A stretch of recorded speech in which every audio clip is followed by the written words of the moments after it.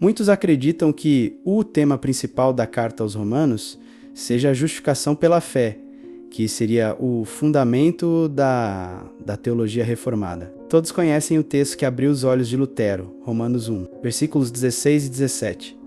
Não me envergonho do Evangelho, porque é o poder de Deus para a salvação de todo aquele que crê, primeiro do judeu, depois do grego, porque no Evangelho é revelada a justiça de Deus, uma justiça que do princípio ao fim é pela fé, como está escrito, o justo viverá pela fé. Mas neste vídeo veremos qual é o principal objetivo de Paulo nesta epístola. Mas a igreja em Roma era uma mescla de cristãos judeus e gentios. Percebemos no decorrer da carta que um dos propósitos do autor era unir os grupos e edificar a igreja por meio da verdade do evangelho, que é a salvação tanto do judeu quanto do grego. Conflitos entre judeus e gentios eram comuns, como citado no capítulo 14, versículo 3. Aquele que come de tudo não deve desprezar o que não come, e aquele que não come de tudo não deve condenar aquele que come, pois Deus o aceitou. Os gentios desprezavam os judeus por se absterem de comida sacrificada aos ídolos e guardarem o sábado. Para eles todos comem para a glória de Deus, e todos os dias são iguais. Além disso, muitos judeus se escandalizavam e desprezavam quem comia de tudo, como semelhantemente acontece na igreja de Corinto. Paulo os instrui para a edificação do corpo, pois o reino de Deus não é comida nem bebida, mas justiça, paz e alegria no Espírito Santo. Romanos 14, 17. Paulo também argumenta no capítulo 3 para acabar com essa divisão conflituosa, dizendo que o Senhor estabelece sua moral por meio da lei, o que escancara o pecado do homem. Visto que a transgressão é a marca da sua falha, o pecado cometido torna todos judeus e gentios indesculpáveis perante o Senhor, que é justo. A mensagem que Paulo foi disposto a pregar é para a salvação de todo aquele que crê, pois todos pecaram. Aos Romanos, o Evangelho é o laço que iguala judeus e gentios. Veremos desta forma o principal argumento de Paulo para fortalecer a unidade do corpo de Cristo no capítulo 3, a manifestação da justiça de Deus, versículo 21.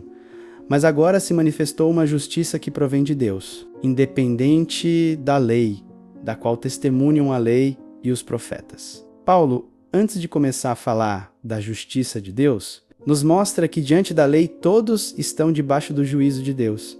Isto acontece pois o pecado produziu morte por meio da lei. Descobri que o próprio mandamento, destinado a produzir vida, na verdade produziu morte. Pois o pecado, aproveitando a oportunidade dada pelo mandamento, enganou-me e, por meio do mandamento, me matou. Romanos 7, 10 ao 11. Mas isto significa que a justiça da antiga aliança era dependente da lei? Não. Mas por meio da justiça de Deus em Cristo, o ser humano é capacitado para receber o Espírito Santo e se tornar sensível ao pecado e conhecer a vontade de Deus, independente de uma norma. Agora o homem tem a lei de Deus no seu íntimo, como está escrito no livro do profeta Jeremias. Esta é a aliança que farei com o povo de Israel depois daqueles dias, declara o Senhor. Porei a minha lei no íntimo deles e a escreverei no seu coração. Serei o Deus deles, e eles serão o meu povo. Ninguém mais ensinará ao seu próximo, nem dirá ao seu irmão, conheça o Senhor, porque todos eles me conhecerão, desde o menor até o maior, declara o Senhor. Porque eu lhes perdoarei a maldade, e nunca mais me lembrarei dos seus pecados. A promessa de Deus é que o ser humano não dependesse mais da lei para reconhecer seu pecado. Pois como Paulo afirma no capítulo 7 que não saberia o que é pecado se não fosse a lei, mas segundo a profecia, o ser humano conhecerá o Senhor pela lei escrita no seu íntimo. Versículos 22 e 23. Justiça de Deus mediante a fé em Jesus Cristo para todos os que creem. Não há distinção, pois todos pecaram e estão destituídos da glória de Deus. Portanto, se a justiça é independente das obras, não há distinção, assim como todos pecaram e estão destituídos, separados, carecem da glória de Deus, que é a presença do Senhor. Desde Adão o homem é inimigo de Deus e não coabita em sua presença, mas todos podem ser reconciliados com Deus por meio da fé. Pois se, quando éramos inimigos de Deus, Fomos reconciliados com Ele por meio da morte do seu Filho. Quanto mais agora, tendo sido reconciliados, seremos salvos pela sua vida. Não apenas isso, mas também nos gloriamos em Deus, por meio do nosso Senhor Jesus Cristo, mediante o qual agora recebemos a reconciliação. Romanos 5, 10 ao 11. A fé é o capacitado a todo ser humano. Os judeus tinham a lei, os profetas, as promessas, mas a todos os homens semelhantes a Deus foi-lhes dada a capacidade de crer. Por meio desta fé, o ser humano pode se reaproximar de Deus, pois Cristo é o pilar da redenção. Sem fé é impossível agradar a Deus, pois quem dele se aproxima precisa crer que ele existe e que recompensa aqueles que o buscam. Hebreus 11, 6. Por meio do exemplo de Abraão, a fé se manifesta independente das aparências e confia totalmente na palavra do Senhor. Abraão, contra toda esperança, e em esperança creu, porque estava plenamente convencido de que ele era poderoso para cumprir o que havia prometido. Como consequência, isso lhe foi atribuído como justiça. Romanos 4, 18 ao 22. Versículo 24. Sendo justificados gratuitamente por sua graça, por meio da redenção que há em Cristo Jesus, agora o homem justo que se encontrava debaixo do juízo de Deus é tornado justo, justificado gratuitamente. Deus assume o papel de pagador da dívida entre ele e o homem e faz isso entregando seu filho. Versículos 25 e 26.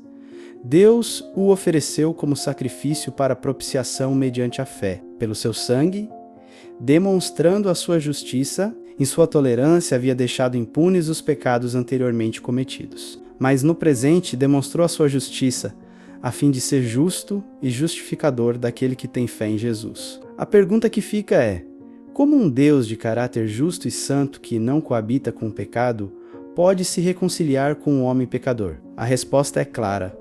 Na morte de Cristo, a justiça salvífica de Deus. Pelo sacrifício de Cristo, que é a expiação do homem e propiciação do pecado. Deus é capaz de permanecer o justo juiz que pune o pecado e ao mesmo tempo justifica gratuitamente quem merece sua ira. Além disso, Deus é misericordioso, não levando em conta os pecados anteriormente cometidos, entregando tudo a Cristo para a salvação do seu povo. Deus paga o preço do pecado cometido por Adão, para que o homem cumpra seu propósito de glorificá-lo em fé e obediência. Versículos 27 e 28.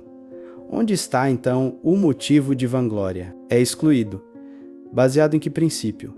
No da obediência à lei? Não, mas no princípio da fé, pois sustentamos que o homem é justificado pela fé, independente da obediência à lei. Visto que o homem não é justificado mediante a lei, não há possibilidade de orgulho. O judeu precisava entender que Cristo é o detentor da glória, e o fato de nada feito pelo homem poder reconciliá-lo com Deus deve excluir qualquer sentimento de vanglória interno e externo. A disputa e o desprezo entre os irmãos em Roma deveria ser encerrada pelo constrangimento que a graça do Evangelho traz a todos que se arrependem. Não se orgulham mais no que fazem, mas glorificam a Deus. Versículos 29 a 31. Deus é Deus apenas dos judeus? Ele não é também o Deus dos gentios? Sim, dos gentios também, visto que existe um só Deus, que pela fé justificará os circuncisos e os incircuncisos. Anulamos então a lei pela fé? De maneira nenhuma. Ao contrário, confirmamos a lei. Como está escrito no versículo 29, Deus é Deus dos judeus e dos gentios, e justifica a todos pela fé, cumprindo a lei, cumprindo a profecia de que Abraão seria pai de multidões, cumprindo a profecia de Jeremias, onde a lei estará no coração de todo aquele que crê, cumprindo a profecia de Ezequiel, onde os filhos de Deus receberão um coração de carne. O sacrifício de Cristo é o cumprimento da lei, de tudo que apontava para o Messias. Pelo cumprimento dessa vontade fomos santificados, por meio do sacrifício do corpo de Jesus Cristo, oferecido uma vez por todas. No fim, somos todos iguais diante de Deus. E este é o tema principal da carta aos Romanos: judeus e gentios, católicos e evangélicos, ricos e pobres. Todos estão iguais perante Deus, pois foram justificados pelo mesmo autor da salvação. Curta o vídeo, compartilhe com um amigo que precisa ouvir esta mensagem. Deus te abençoe.